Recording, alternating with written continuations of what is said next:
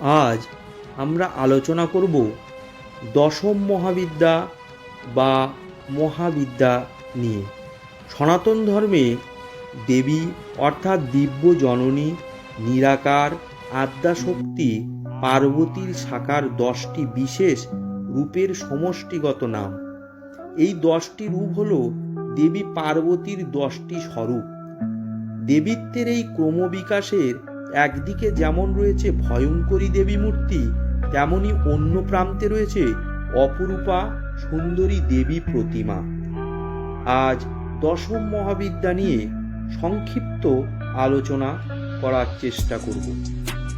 মুন্ডমালা তন্ত্র অনুসারে দশম মহাবিদ্যা হলেন কালী, তারা, ষোড়শী, ভুবনেশ্বরী, ভৈরবী, ছিন্নমস্তা, ধূমাবতী, বগলা, মাতঙ্গী ও কমলা।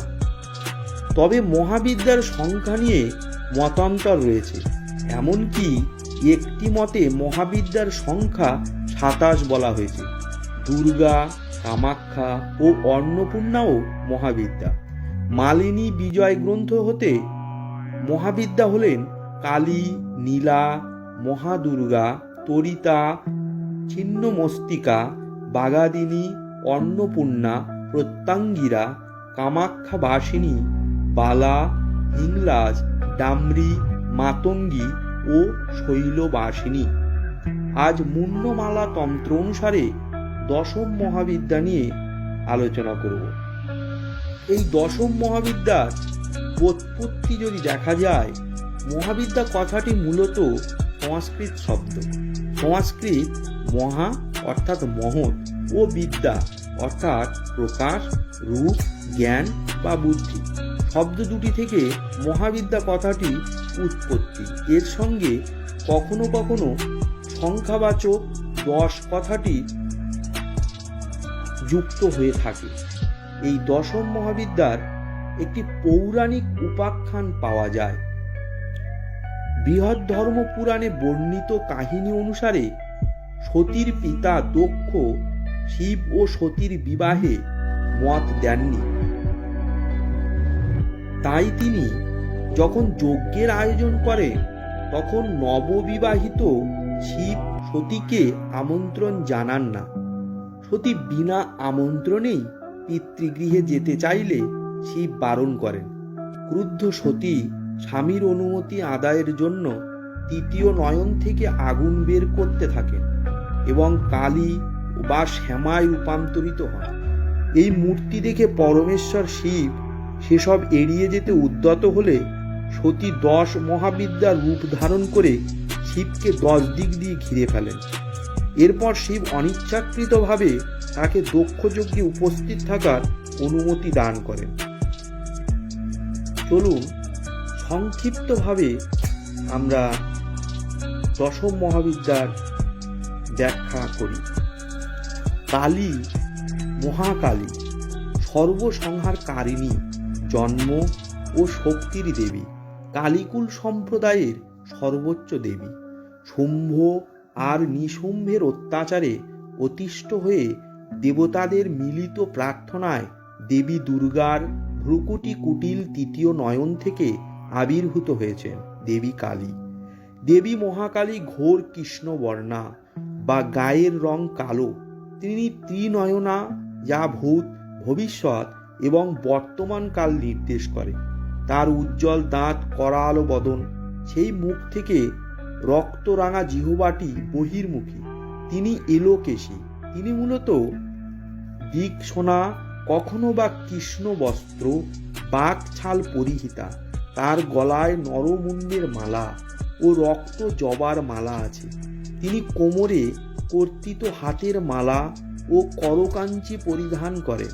তিনি চতুর্ভুজা, ডান দিকের দুটি হাতে বর ও অভয় মুদ্রা এবং আর দুটি বাম হাতের একটিতে খড়গ, অপরটিতে নৃমুণ্ড ধারণ করেন। স্বতন্ত্র তন্ত্রের ধ্যান বর্ণনা অনুযায়ী তিনি নাগ যজ্ঞোপবীত ধারিণী। মহাতারা পথ প্রদর্শিকা ও রক্ষিকা দেবী, যিনি সবাইকে রক্ষা করেন।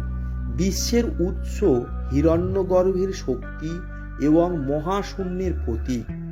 নীল গাত্রবর্ণের কারণে তাকে বলা হয় মহা নীল সরস্বতী। তিনি এলোকেশী ও পিঙ্গলা জটাধারিণী, মস্তকে অর্ধচন্দ্র ও পঞ্চমুদ্রাখচিত মুকুট পরিধান করেন। তিনি ত্রিনয়না, গলায় একটি সর্প যজ্ঞোপবীত রূপে রয়েছে।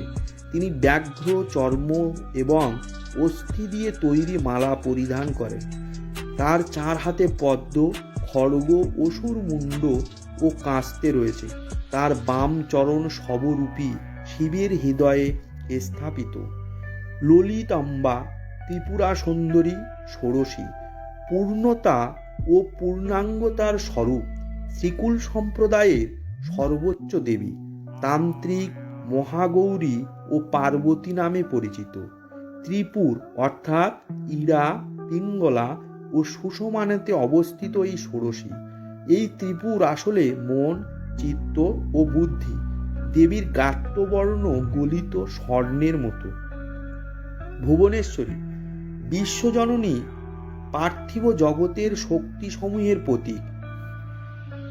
পুরাণের কাহিনী অনুযায়ী উন্মত্ত হয়ে দেবী যখন ষোড়শী রূপ ধারণ করেন, তখন শিবের বুকে নিজের ভয়াল ছায়া দেখে খুব ভীত হয়ে পড়েন। তারপর সেই ছায়া দেখে নিজের বলে যখন চিনতে পারেন, তখন কিছুটা সুস্থির হয় দেবী। এই অবস্থারই রূপই হল ভুবনেশ্বরী।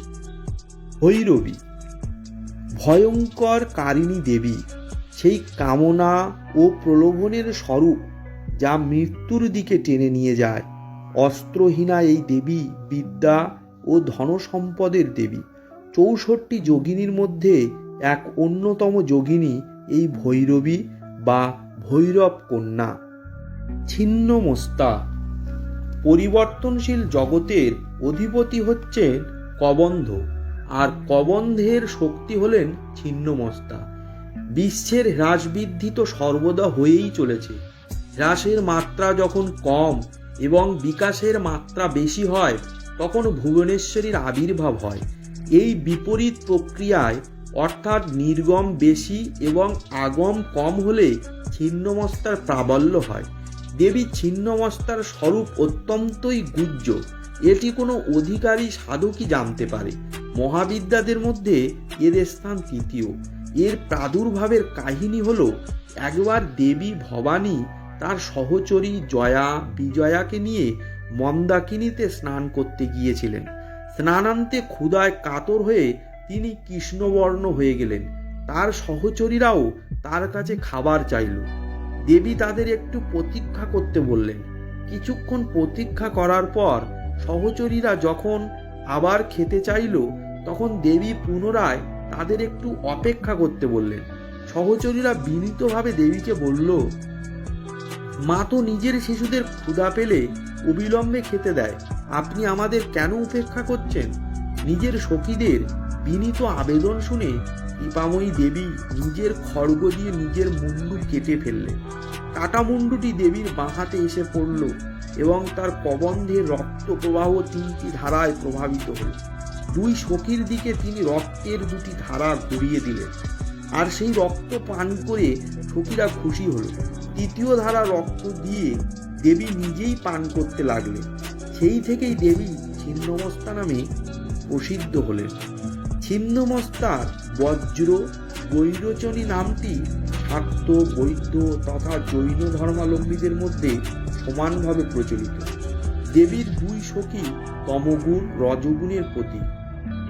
ধূমাবতী, বিধবা দেবী মূর্তি, অগ্নির দ্বারা জগৎ ধ্বংসের পর ভস্মরাশির মধ্য থেকে যে ধূম নির্গত হয় তার স্বরূপ।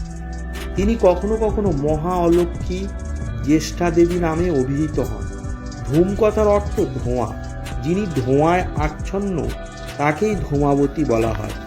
পৌরাণিক কাহিনী অনুযায়ী প্রচণ্ড ক্ষুধায় ঘরে খাদ্যদ্রব্য বা অন্য কিছুই না থাকায় পার্বতী শিবকে গ্রাস করে ফেলেন, আর সেই সময়ই তার দেহ থেকে প্রচুর ধোঁয়া নির্গত হতে থাকে। সেই ধোঁয়ায় আচ্ছন্ন দেবী ম্লান ও বিবর্ণ হয়ে যান। শিবকে গ্রাস করার পরে তিনি বৈধব্যে উপনীত হন। আর দেবীর এই বৈধব্য বেশি ধূমাবতী।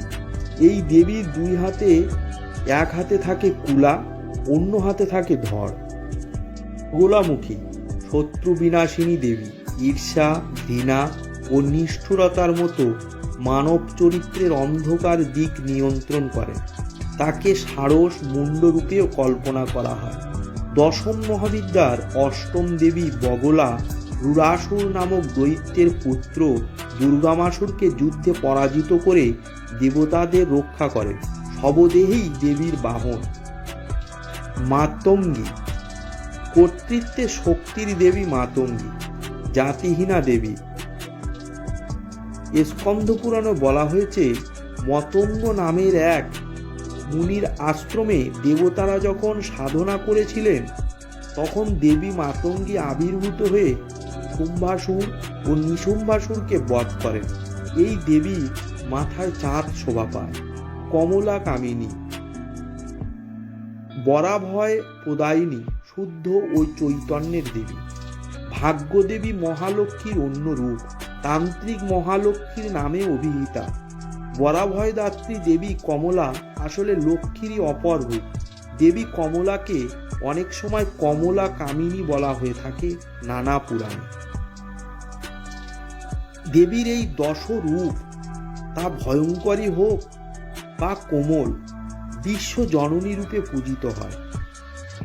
নমস্কার, আজ দশম মহাবিদ্যার সংক্ষিপ্ত আলোচনা করার চেষ্টা করলাম।